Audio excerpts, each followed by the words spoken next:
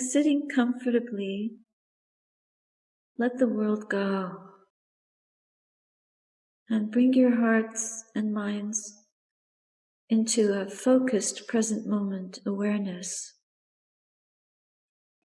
Let this awareness spread throughout the body, being aware of the body from the top of your head down to the soles of your feet. And feel yourself in the sitting posture. You can take off your glasses. We're developing the power of inner seeing. So we're not relying on the optical way of seeing, but on insight, interior sight.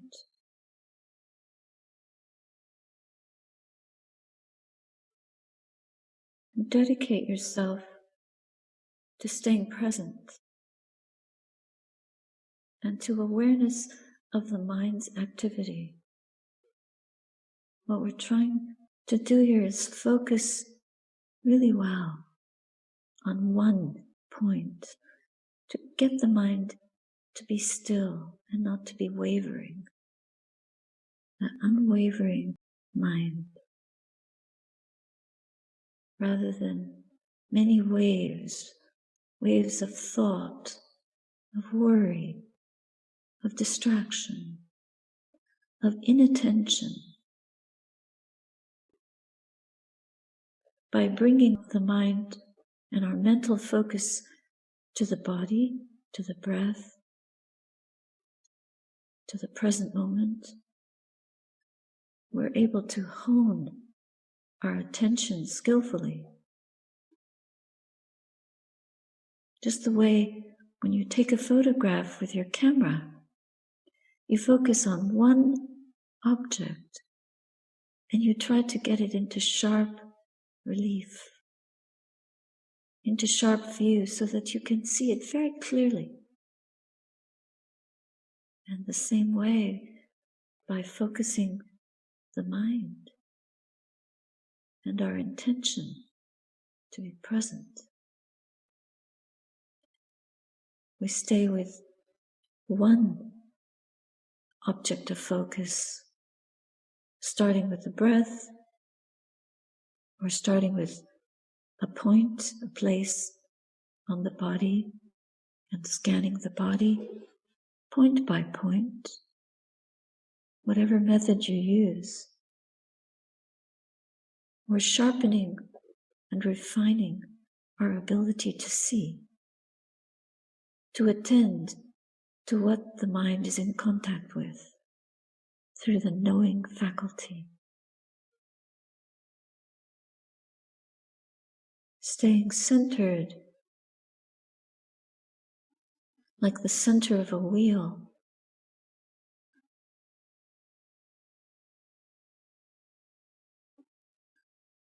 Allow yourself to drink from the silence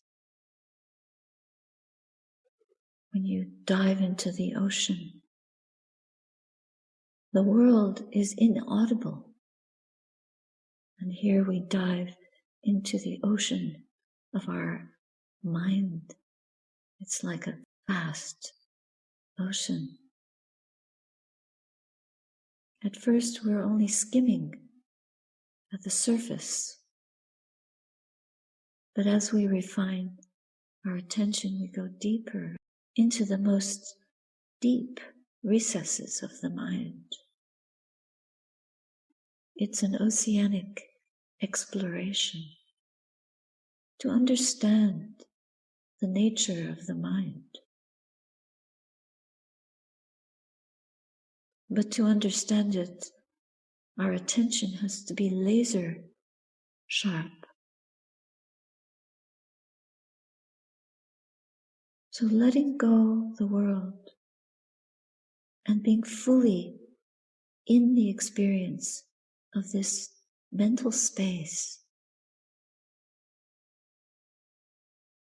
just like a rocket blasts upwards into space and then goes into orbit. around the object of its orbit. So we dive down into the space, the vastness of this mental sphere. And we hover around the object of our attention. So if you're attending to the breath, see that the breath itself is empty. There's nothing solid in there. And when the mind becomes quiet, we can begin to experience the vastness of space in the mind. And then we realize the element of that mental space. We begin to know emptiness itself. And the mind is not fluttering, not drawing back into worldly thoughts, memories, preoccupations. So we leave all that behind. We turn towards the mind itself. This knowing, when it is unconditioned, untainted by the mental hindrances that draw us back into busyness and activity, worry, craving, attachment, aversion, fear, greed, exhaustion, eternally restless. When we can overcome the doubts and trust in this journey, we truly let go into the presence of truth. What is this truth? What is it? Taste that. Taste that knowing of each breath, or the knowing of the knowing. The knowing of consciousness itself. To be aware and to see even consciousness arising and fading away, moment by moment. We see impermanence. We cannot stop that. Then we experience the inherent suffering of experience. Always change, change, change. But intrinsically empty. That's the mystery, the truth of the way things are, like this. And that is liberating. Who are we? What are we? Where are we? What is this we-ness, me-ness that we must relinquish? This is a stark form of letting go.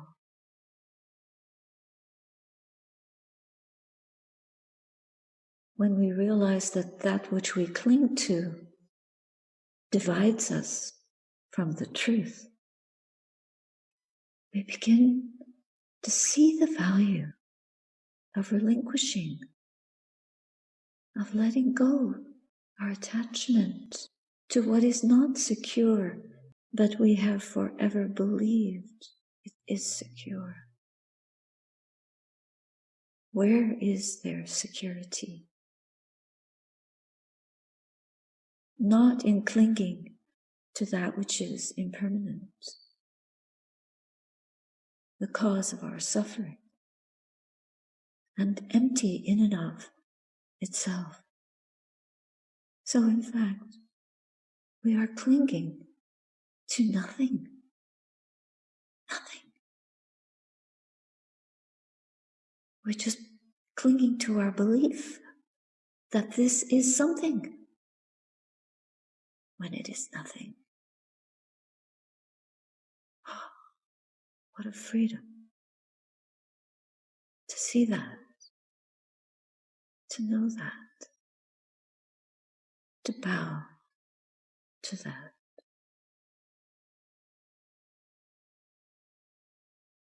When we bow, the ego relents. We can only truly bow to this moment in a state of relinquishment when the ego lies down and gives up. The giving up, that is the first practice. That is the generosity of being present, that we're really here, present, witness, engaged, fully, undivided attention to what is in front of us. In fact, we are in it. It is everything, everywhere, and yet there is nothing at all, nothing substantial to hold on to. There is only this awareness of that. That's all. Awareness, knowing itself, free, at one with truth, unencumbered, unburdened, pure and simple.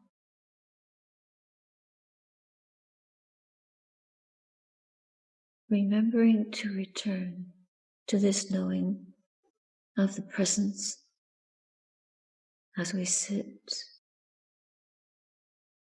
This is mindfulness. Mindfulness helps us mind the mind. In essence, it is the most important work that we can do. It requires our utmost dedication to keep returning to that inner work. There is no time of the world. There's no schedule of the world.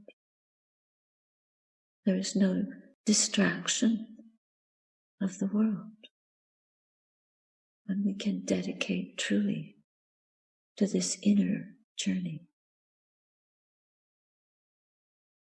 We practice that. If the mind flutters back to its worldly activities, responsibilities, we coax it gently, patiently. We coach ourselves to come back to the inner work. We tend to this mental energy, directing it in the best possible way towards the highest understanding, towards the realization of the Dhamma within our own heart.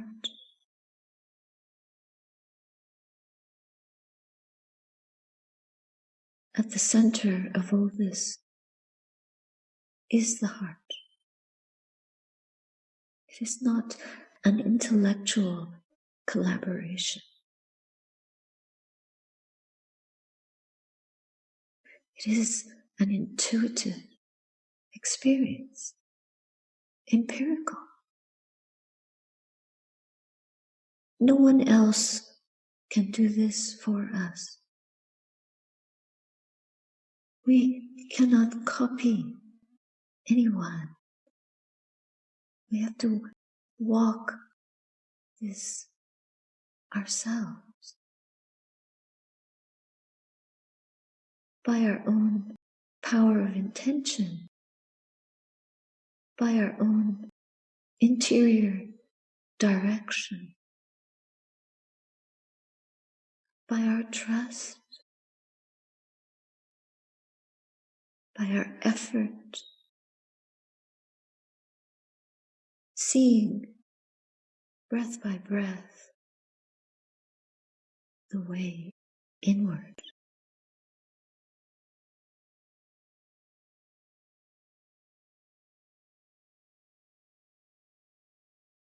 We do this for our own freedom, freeing ourselves from the mental shackles.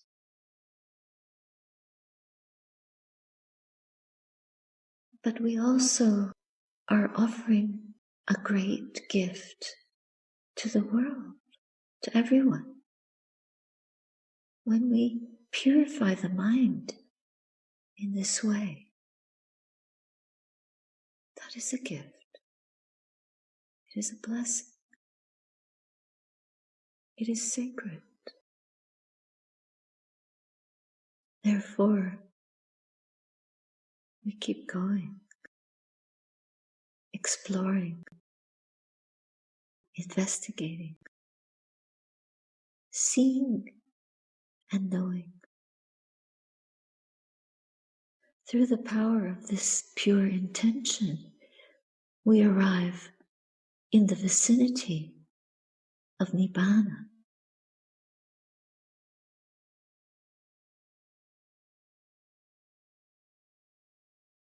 Imagine we are directing the mind towards that utmost, highest, supreme liberation from suffering itself. Yes, we are in the presence of Nibbana, the Buddha's own realization. Is our potential, nothing less.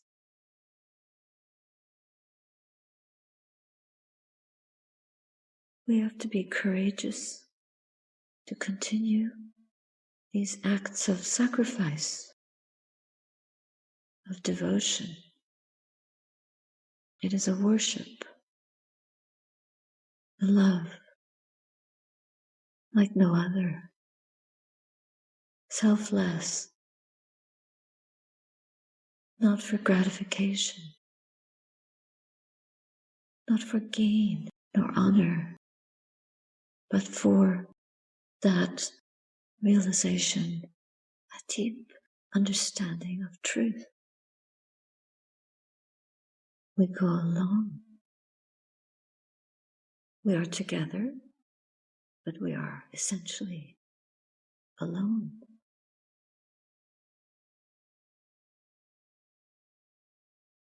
So cherish this opportunity, rare as it is, difficult as it may be.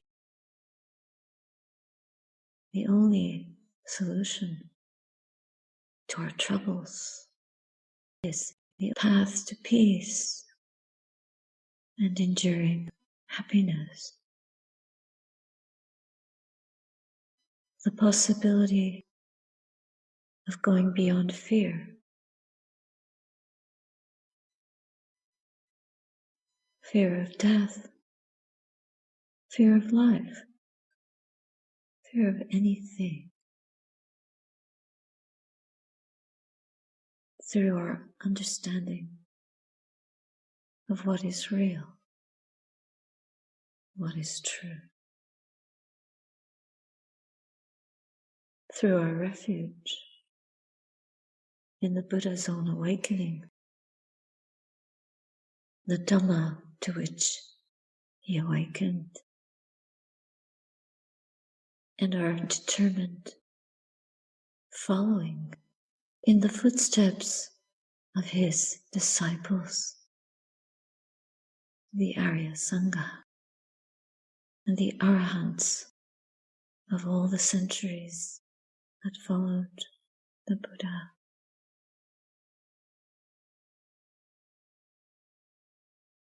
These are the three jewels that will light the way for us.